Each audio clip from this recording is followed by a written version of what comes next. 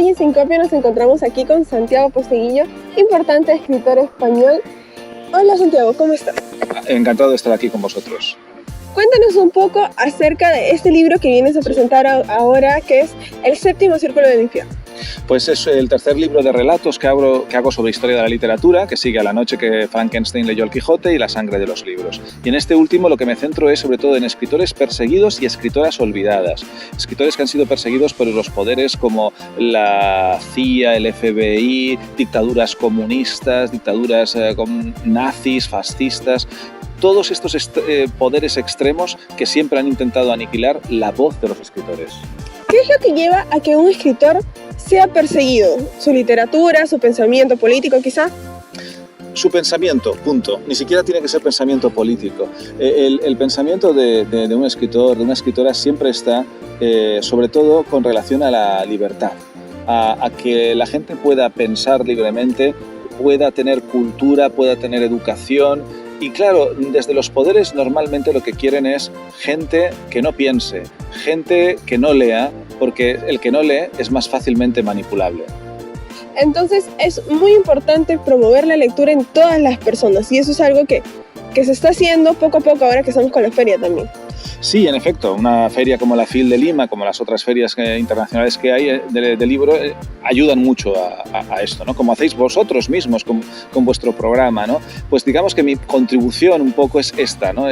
Estos libros de relatos que a mí me emociona que están llegando a mucha gente joven y la idea es que no se queden en el relato de cada uno de estos escritores, sino que les interese tanto lo que les ha contado ese relato de un escritor o de una escritora para que salten al cerrar el libro, que lo que hagan es quiero leer novelas de Vera Caspary o novelas de Gabriel García Márquez o novelas de quien sea que se ha mencionado en este libro. Esa es la idea de estos libros, que se salte a leer la gran literatura clásica que existe.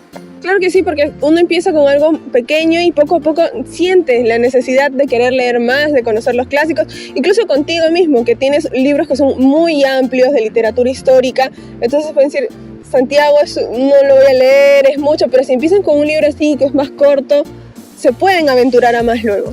De hecho, eso me ha pasado bastante, ¿no? Gente que veía mis novelas históricas de 1000 páginas cada una, que yo siempre insisto mucho, no hay novelas largas ni cortas, hay novelas entretenidas y aburridas, buenas y malas, ¿no? Y aún así, aunque yo insistiera en que son novelas entretenidas, muchos lectores pues pueden tener esa prevención que tú apuntabas, ¿no? Es muy largo, igual no puedo con ello. Y me ha pasado que muchos han empezado leyendo estos libros cortos y de aquí, como les ha gustado la forma que tengo de contar las cosas, pues han dicho, pues voy a cogerme ahora una de las novelas históricas y suelen coger y engancharse y leerse una detrás de otra porque van en series de trilogías y al final no se leen una, sino se leen 3 o 6.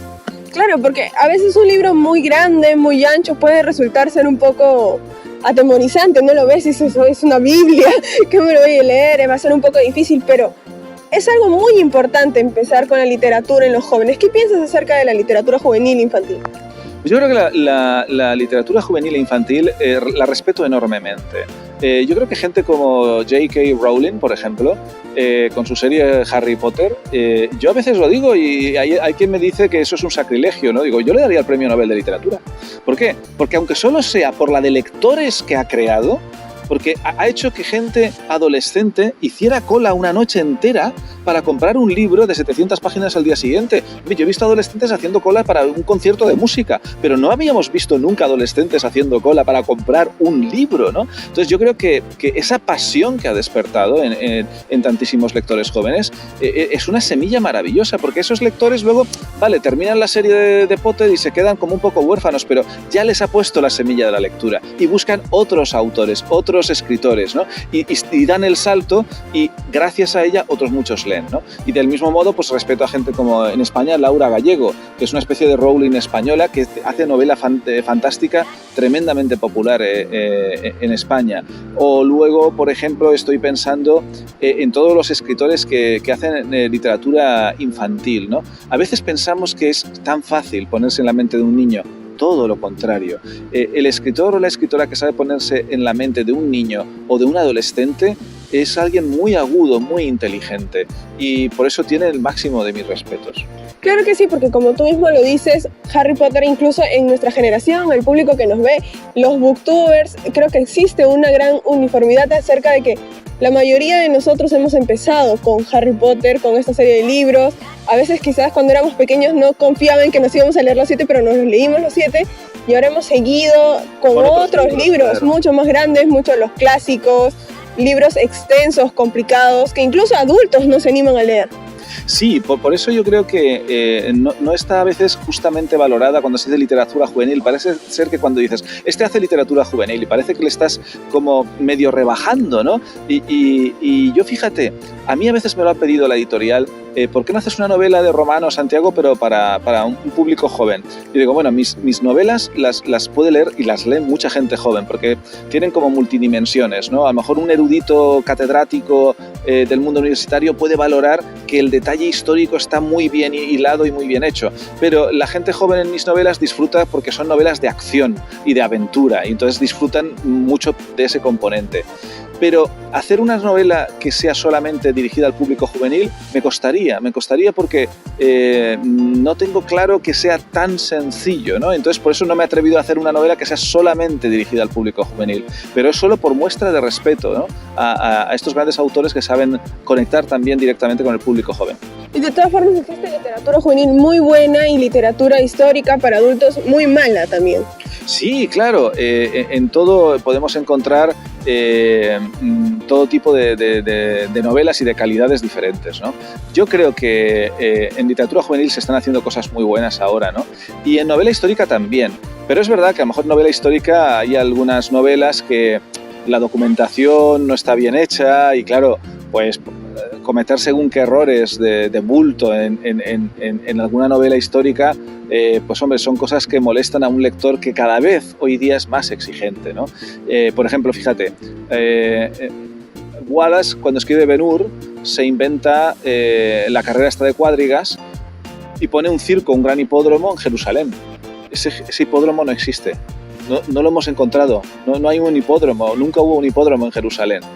Pero se lo perdonamos porque es del siglo XIX. Pero como yo en el siglo XXI me invente un hipódromo romano o un anfiteatro donde no estaba, bueno, en las redes sociales me masacran, ¿no? Y harían bien. ¿Por qué? Porque yo ahora también tengo muchos más medios que Wallace para certificar que mi documentación sea correcta, ¿no? Entonces, la buena novela histórica de hoy día tiene que combinar grandes dosis de entretenimiento con un potente rigor histórico. Claro, porque cuando uno está leyendo novela histórica, siempre siente esta necesidad de corroborar lo que el autor me está diciendo con lo que pasó en realidad, e incluso buscarlo en internet, buscar las imágenes, para así complementar la lectura, ver cómo era todo realmente, las pinturas, las cosas que aparecen ahí. Sí, aunque cuidado porque a veces hay lectores que asumen que en internet está todo bien. Y en internet hay muchas cosas que no están bien. Y a mí a lo mejor me ha escrito alguna persona y me decía, es que usted pone unas palabras en sánscrito en su novela La Legión Perdida y las pone en un alfabeto que no es el que se usaba para el sánscrito. Y claro, porque lo he visto en la Wikipedia. Y en la Wikipedia utilizan el alfabeto de Bagari, no el que usted utiliza, el Kusana. Entonces le tienes que responder, mire, ni la Wikipedia está mal, ni yo me he equivocado. Los dos estamos correctos. Lo que ocurre es que el sánscrito es un idioma que no tiene alfabeto propio y que en diferentes épocas ha recurrido a alfabetos distintos. Y utiliza la Wikipedia el que se transformó como alfabeto estándar del sánscrito a partir del siglo X. Pero en mi novela, que ocurre en el siglo II, no podían utilizar un alfabeto que todavía no existía. Entonces, lo que hace Wikipedia es correcto, pero lo que yo he escrito también. Entonces, por eso hay que a veces tener cuidado, porque hay gente que enseguida asume conocimientos cuando realmente a veces las cosas son más complicadas de lo que parecen. ¿Qué tan difícil es este hecho de escribir literatura, novela histórica? En cierta parte te has vuelto un historiador de toda la cultura romana. Sí, en cierta parte acabas siendo en gran medida historiador, ¿no? Y eso que yo soy filólogo, mi formación es la de literatura. Pero yo siempre digo que novela histórica, el núcleo del sintagma es el sustantivo, el nombre, novela. Entonces, a la novela histórica, como creador de la misma, tú puedes llegar desde el núcleo del sintagma, desde la novela, desde la literatura, pero también hay historiadores que llegan a la novela histórica desde el adjetivo. Pero lo que prima es la creación literaria. Lo que ocurre es que la creación literaria está sustantivamente en la novela histórica en el cómo te lo voy a contar. Eso es lo que la parte de gran creación que tiene el novelista histórico. Yo no te puedo... hay distintos grados de novela histórica, más próximos a la realidad y menos. La novela histórica que yo hago intenta ser muy próxima a la realidad, y en ese sentido yo no te puedo cambiar quién gana o pierde en una batalla. Si Trajano ganó en tal batalla, no te voy a cambiar el acontecimiento. Pero lo que puedo pensar es cómo te voy a contar la batalla. Yo tengo los datos aquí recogidos, pero cómo te lo voy a contar. Entonces ahí puedo decir, la voy a contar como si fuera una película, plano contra plano. Primero la línea romana, luego la línea del enemigo, luego otra vez la línea romana, cruzando planos como si hiciera el montaje de una película. Eso es mi creación literaria, pero estoy siendo fiel al contenido. Claro que sí. Muy interesante también tu técnica de narrar, que me contabas que es la que sigues también acá en el Séptimo Círculo, pero un poco reducida, un poco... Sí, en las novelas históricas, aunque son más extensas, realmente tienen una técnica similar a la de estos relatos. Aquí son relatos de 5 o 6 páginas. En una novela de 1000 páginas, lo que hago es que la segmento en 150 capítulos, a lo mejor de 4 o 5 páginas. Por eso, lo único que esos capítulos están mucho más interconectados que en estos libros, donde son capítulos, digamos, más independientes, ¿no? Por eso, aunque parezcan libros muy diferentes, novelas de 1000 páginas, libros de relatos de 200 páginas, sin embargo, la técnica de creación literaria que subyace detrás de ambos tipos de libros es muy similar. Claro, y además el hecho de tener capítulos cortos hace que el lector se enganche más rápido y lea más rápido, quiera terminar los capítulos más rápido y por lo tanto termine el libro más rápido. Sí, que se enganche a la lectura de esa historia, ¿no? Y además, en el caso de las novelas históricas, me permite cruzar varias historias que se van entrecruzando y siempre dejar cada capítulo con lo que llaman los americanos el cliffhanger, ¿no? Colgado al borde del precipicio, con algo muy importante que va a pasar, tú cortas y empiezas con otro de las líneas argumentales de la novela. Pero eso hace que uno quiera leer también rápido para ver qué ha pasado con los otros. ¿Te acuerdas del Señor de los Anillos? ¿Cómo íbamos leyendo cuando se separa la comunidad del anillo y Frodo y Sam van por un lado? Tú vas leyendo rápidamente lo que pasa con Legolas y con Gimli y con Gandalf, y vas rápido porque también quieres llegar a lo que les pasa a Frodo y Sam. Pues esa es la técnica, ¿no? Entonces, al final vas rápido, con pasión, porque quieres saber lo que les ocurre a estos y también lo que les ocurre a los otros. Es un poco la misma técnica. Claro, rápidamente quieres acabar con todo, quieres saber qué está pasando al final. Exacto. Cuéntame, ¿cuáles son tus próximos proyectos literarios? ¿Tienes pensado algo nuevo en mente? Sí, estoy trabajando sobre una nueva novela histórica sobre la antigua Roma, recuperando un personaje histórico muy importante a mi entender, pero que a mi entender también está muy injustamente olvidado, como pasó con Escipión o con Trajano, pero que lamentablemente la editorial no me permite que desvele aún de quién se trata. ¿Has pensado quizás ampliar a otros lugares, ya no Roma, quizá Grecia o algún lugar del Medio Oriente? Sí, he pensado y tengo ideas para otros proyectos, pero de momento vamos a seguir en Roma un tiempo. Me quedan aún bastantes cosas que contar de la antigua Roma. ¿Podrías invitar a todo el público, a Medio Pasaje, a todo el público joven a que se anime a leer tus libros? Pues mira, yo lo que les diría a todos ellos es que si lo que quieren es no solamente aprender historia o leer historia, si lo que quieren es vivir la historia, que lean una novela escrita por mí y verán cómo se sienten que están en mitad del Coliseo romano rodeados de leones o luchando contra un gladiador o en mitad del Palacio Imperial a punto de una conjura que va a intentar acabar con la vida del emperador. Ya saben, pasajeros, si les anima, les apasiona la historia de Roma, quieren saber un poco más, anímense a leer las novelas históricas de Santiago Posteguillo. Si tienen un libro favorito, pueden dejar sus sugerencias en las redes sociales de Medio Pasaje y sobre todo, recuerden siempre que la lectura nos da alas.